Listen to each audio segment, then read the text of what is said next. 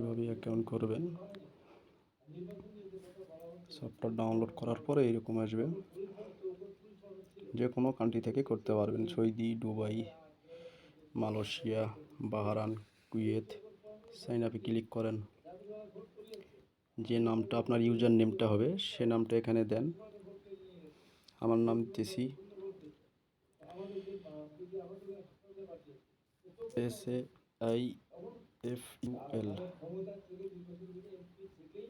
SAIFUL Saiful দিলাম হলো 2টা 9।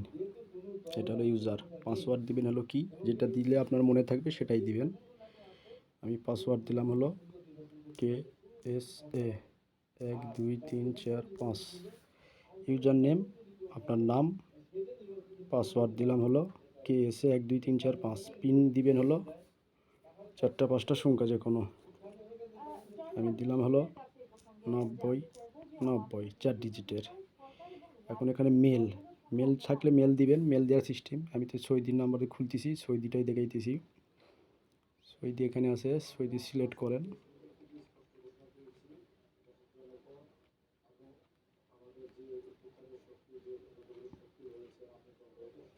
সৌদি আরব, এখানে আপনার যে সৌদি আরবের যে নাম্বারটা, যেহেতু 66 আছে 2টা কেটে দিলেন।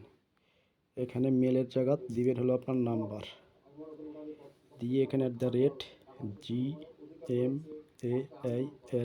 @gmail.com। উপরে ইউজার, নিচে পাসওয়ার্ড, তারপরে পিন দিয়ে শুধু সাইন আপে ক্লিক করবেন। ইউর রেজিস্টার্ড সাকসেসফুল, অ্যাকাউন্ট আমার সাকসেসফুল হয়ে গেছে। ইউজার নেম SAIF99, এটা হলো ইউজার। পাসওয়ার্ড হলো KSA 1 2 3 4 5 দিয়ে শুধু লগইনে ক্লিক করেন। এই যে অ্যাকাউন্ট। এখান থেকে আপনি 24 ঘন্টা বিকাশ, রকেট, নগদ সব কিছু করতে পারবেন। রেট উপরে আছে। নিজের ব্যালেন্স নিজে অ্যাড করতে পারবেন।